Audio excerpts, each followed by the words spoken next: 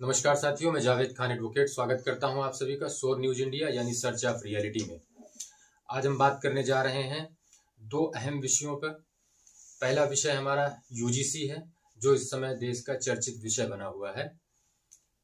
दूसरा विषय हमारा माननीय उच्च न्यायालय इलाहाबाद का एक जजमेंट है, जिसपे झूठी एफआईआर लिखाए जाने वालों के विरुद्ध कठोर कार्यवाही किए जाने के दिशा निर्देश जारी किए गए हैं। तो सबसे पहले हम बात करते हैं यूजीसी के बारे में, जो इस समय चर्चा का विषय बना हुआ है। यूजीसी को लेकर के क्या कानून है, इससे कौन लाभान्वित हो रहा है, कौन प्रभावित हो रहा है, इसके बारे में हम बात करेंगे। तो सर्वप्रथम मैं आपको बता दूं कि यूजीसी को लेकर के जो कानून चर्चा का विषय है वो भारतीय संसद द्वारा या किसी राज्य विधानमंडल द्वारा पारित कोई अधिनियम नहीं है और ना ही कोई ऐसा कानून है। यूजीसी को लेकर के ऑलरेडी भारतीय संसद द्वारा पारित एक अधिनियम है, जिसके बारे में भारत सरकार ने कुछ विनियम बनाए हैं, जो विश्वविद्यालय अनुदान आयोग उच्च शिक्षा संस्थानों में समता के संवर्धन हेतु विनियम 2026 के रूप में प्रस्तुत किया गया है। उसे लागू किए जाने की बात कही गई है। मेरी बात को लॉ फैकल्टी के लोग बड़ी आसानी से समझ सकते हैं कि जो नियम बनाने का कार्य है वो सरकार द्वारा किया जाता है, वो संसद या राज्य विधानमंडल द्वारा नहीं किया जाता है। जब कभी राज्य विधानमंडल द्वारा या संसद द्वारा कोई अधिनियम पारित किया जाता है और उसे प्रेसिडेंट महोदय की एसेंट यानी सहमति मिल जाती है, तो इसके बाद वो एक अधिनियम का एक कानून का रूप ले लेता है।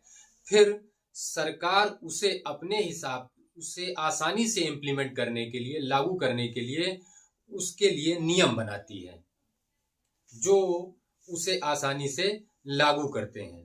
तो ऐसे ही नियम के रूप में ये विनियम 2026 लागू किए जाने की बात कही गई है। तो ये विनियम के बारे में हम बात करने जा रहे हैं, जिसमें उच्च शिक्षा संस्थानों में जातीय भेदभाव या किसी भी प्रकार के हो रहे भेदभाव को समाप्त किए जाने, उसका उन्मूलन किए जाने की व्यवस्था की गई है। उसके बारे में बात की गई है, प्राविधान दिए गए हैं। तो जो भी बातें इस विनियम में दी गई हैं, बताई गई हैं, वो ऑलरेडी भारतीय संविधान के अनुच्छेद 15 में है। भारतीय संविधान का अनुच्छेद 15 ये कहता है कि किसी भी व्यक्ति को, किसी भी नागरिक को जाति, धर्म, नस्ल, मूल वंश, जन्म स्थान या लिंग के आधार पर भेदभाव का शिकार नहीं होना होगा। उसके साथ किसी भी तरह का भेदभाव नहीं किया जा सकता है। और यही प्राविधान इस विनियम 2026 में रखे गए हैं। इसके बाद हम इसमें जो परिभाषाएं दी गई हैं उसके बारे में बात करते हैं। इसमें भेदभाव को परिभाषित किया गया है, जातिगत भेदभाव को परिभाषित किया गया है। भेदभाव की जो परिभाषा दी गई है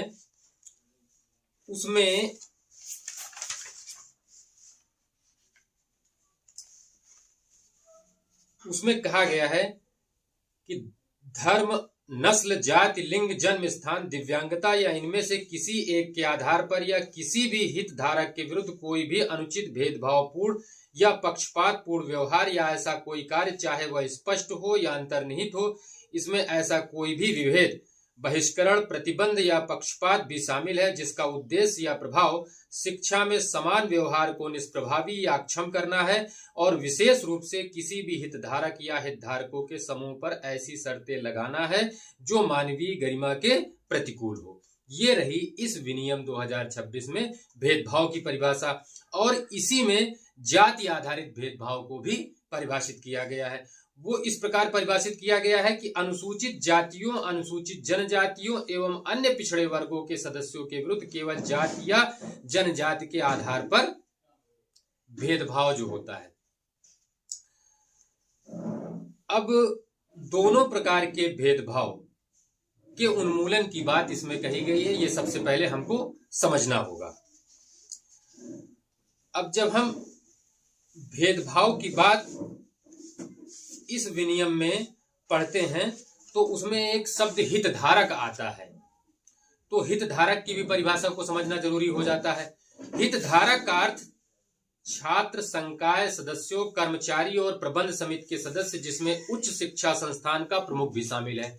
इस लिहाज से ये जो भेदभाव की बात कही गई है, ये किसी भी व्यक्ति के साथ उच्च शिक्षा संस्थान में नहीं हो सकती है। ना तो छात्र के साथ हो सकता है ये भेदभाव, और ना ही संकाय सदस्यों के साथ, ना ही किसी कर्मचारी के साथ, ना ही प्रबंध समिति के किसी सदस्य के साथ, इवन यहां तक कि जो संस्था का प्रमुख है उसके साथ भी किसी तरह का भेदभाव नहीं हो सकता है। यहां ये चीज स्पष्ट हो रही है कि भेदभाव केवल SC/ST या OBC वर्ग के साथ ही होने के संबंध में इसमें प्राविधान नहीं किए गए हैं, बल्कि किसी भी तरह के किसी भी व्यक्ति के साथ हो रहे भेदभाव के बारे में प्राविधान किए गए हैं। ठीक, अब इस भेदभाव के उन्मूलन के लिए, इसकी समाप्ति के लिए प्रत्येक उच्च शिक्षा संस्थान में एक समान अवसर केंद्र स्थापित किए जाने की बात कही गई है, और वो समान अवसर केंद्र एक समिता समिति स्थापित करेगा। और ये समिता समिति का कार्य होगा कि शिक्षा संस्थान में, उस उच्च शिक्षा संस्थान में किसी भी तरह का भेदभाव किसी के साथ भी ना हो सके। ना तो किसी छात्र के साथ हो सके, ना किसी कर्मचारी के साथ हो सके, ना किसी शिक्षक के साथ हो सके, ना प्रबंध समिति के किसी सदस्य के साथ हो सके, और ना ही किसी संस्था के प्रमुख के खिलाफ भी इस तरह का भेदभाव हो सके। इसके लिए बात कही गई है।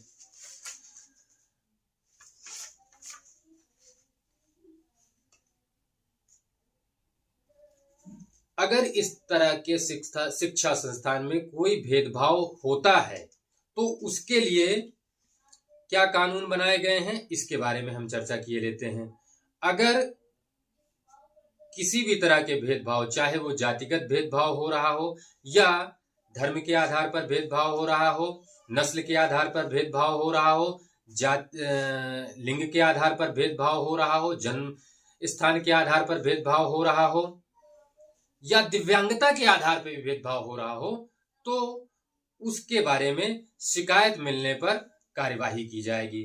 और ऐसी शिकायतों के लिए एक समता हेल्पलाइन की भी व्यवस्था किए जाने की बात कही गई है। इस तरह की किसी भी शिकायत के प्राप्त होने पर समता हेल्पलाइन में मामला दर्ज किया जाएगा, और मामला दर्ज होने के बाद समता समिति 24 घंटे के अंदर एक बैठक करेगी, और ये बैठक संपन्न होने के बाद समता समिति 15 दिनों के अंदर अपना प्रतिवेदन उस संस्था के प्रमुख के समक्ष प्रस्तुत करेगी। और संस्था प्रमुख के समक्ष जैसे ही ये प्रतिवेदन प्रस्तुत किया जाता है, तो वो 7 दिनों के अंदर इस पर कार्यवाही करना शुरू कर देगा। इस पर जो भी कार्यवाही होगी, उस कार्यवाही के विरुद्ध कोई भी असंतुष्ट व्यक्ति अपील करने का अधिकार रखेगा, और ये अपील 30 दिनों के अंदर लोकपाल के समक्ष होगी। एक लोकपाल की भी व्यवस्था किए जाने की बात कही गई है। अच्छा, यहां पर यह स्पष्ट कर देना जरूरी है कि असंतुष्ट व्यक्ति कोई भी हो सकता है जिसने शिकायत की हो और शिकायत पर उसके अनुरूप कार्यवाही न हुई हो, या वो उसे ऐसा लगता हो कि कार्यवाही सही नहीं हुई है।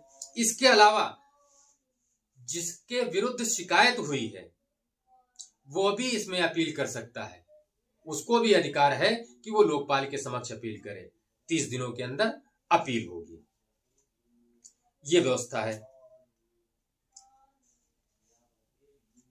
एक चीज यहां पर और स्पष्ट की जानी चाहिए, वो ये कि इस तरह की कार्यवाही करते समय संस्था प्रमुख ये ध्यान देगा कि अगर मामला आपराधिक है या किसी दंड विधि के अंतर्गत आने वाला है, तो वो ऐसे मामले को पुलिस के समक्ष अग्रसारित कर देगा और उसमें पुलिस कार्यवाही की जाएगी।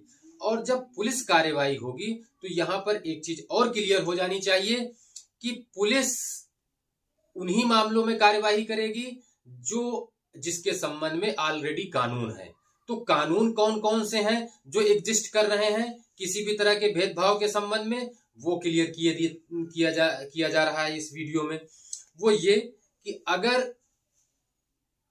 किसी भी व्यक्ति के साथ किसी भी तरह का भेदभाव होता है तो उसके लिए ऑलरेडी सिविल राइट एक्ट लागू है पूरे देश में, जिसके तहत छुआछूत को भी प्रतिबंधित किया जा चुका है।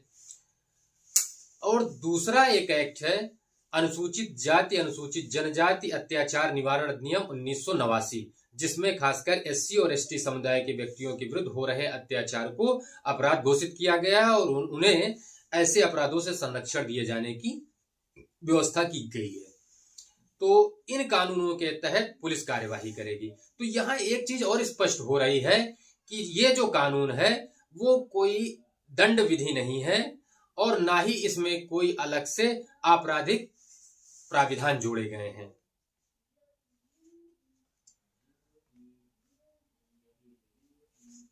इसी विनियम में यह भी बताया गया है कि अगर कोई शिक्षा संस्थान, उच्च शिक्षा संस्थान कार्यवाही नहीं करता है या इन विनियमों की अनदेखी करता है तो उसके खिलाफ कार्यवाही होगी। उस संस्था के खिलाफ कार्यवाही किस तरह की होगी? उसमें से उसको सूची से हटाया जा सकता है, उसके कार्यक्रमों का संचालन रोका जा सकता है, उसकी मान्यता प्रभावित हो सकती है, उसकी डिग्रियां प्रभावित हो सकती हैं। ये सारे प्राविधान किए गए हैं। इस विनियम को लेकर के एक बात बहुत चर्चा का विषय बनी हुई है, वो ये कि अगर कोई व्यक्ति झूठी शिकायत करता है तो उसके खिलाफ कोई कार्यवाही किए जाने का प्राविधान नहीं है।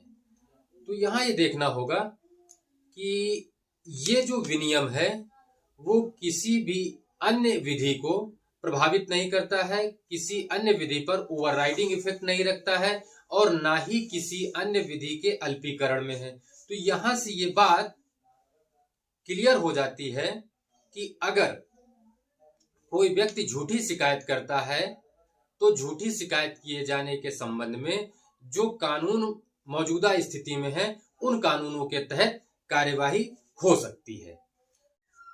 इस विनियम को लेकर के एक बात और बहुत चर्चा का विषय है, उस बात को लेकर के भी काफी विरोध हो रहा है। वो ये कि इसमें जो समता समिति की बात कही गई है, उस समता समिति में पिछड़ा वर्ग, दिव्यांगजन, अनुसूचित जाति, अनुसूचित जनजाति और महिलाओं के प्रतिनिधित्व की बात कही गई है। तो बिल्कुल सही बात है, ये बात कही गई है कि समता समिति में जो भी सदस्य होंगे उनमें अन्य पिछड़ा वर्ग, दिव्यांगजन, अनुसूचित जाति, अनुसूचित जनजाति और महिलाओं का प्रतिनिधित्व भी होना चाहिए।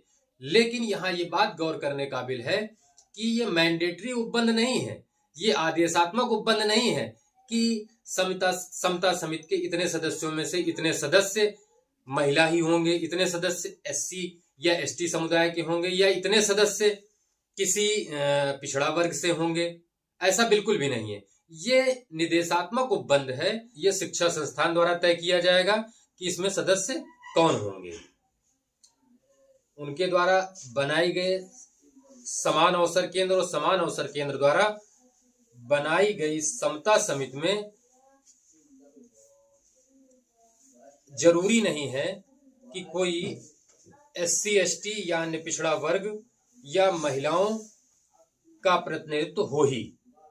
इस विनियम के आने के बाद एक और चर्चा हो रही है कि जिस जातिगत भेदभाव या किसी भी भेदभाव की बात की जा रही है वो भेदभाव हम में से ज्यादातर लोगों ने अपने दौर में कॉलेजेस में फेस नहीं किया होगा। तो कहीं ना कहीं ये बात सही है कि हम लोगों ने उसको फेस नहीं किया है, लेकिन इस बात से भी इनकार नहीं किया जा सकता है कि ऐसा होता नहीं है या ऐसा हुआ नहीं। देश में कुछ ऐसे मामले रहे हैं जो चर्चा का विषय बने हैं, जिनमें से रोहित वेमुला 2016 का मामला है, जिसको जातिगत आधार पे ही निशाना बनाया गया और उसके साथ घटनाएं घटित हुई। इसमें पायल तड़वी 2019 का मामला है, जो मुंबई मेडिकल स्टूडेंट्स थी, उसके साथ भी यही हुआ। दर्शन सोलंकी 2023 का मामला है, जो आईआईटी बॉम्बे का स्टूडेंट था, जिसके साथ भी इसी तरह की घटना हुई। तो पूरी तरह से इनकार नहीं किया जा सकता है, और ना ही ये कह के कि हम लोगों में से ज्यादातर लोगों के साथ इस तरह की घटनाएं नहीं हुई हैं, तो ये कोई उपयोगी नहीं है, ये बिल्कुल भी नहीं कहा जाना चाहिए।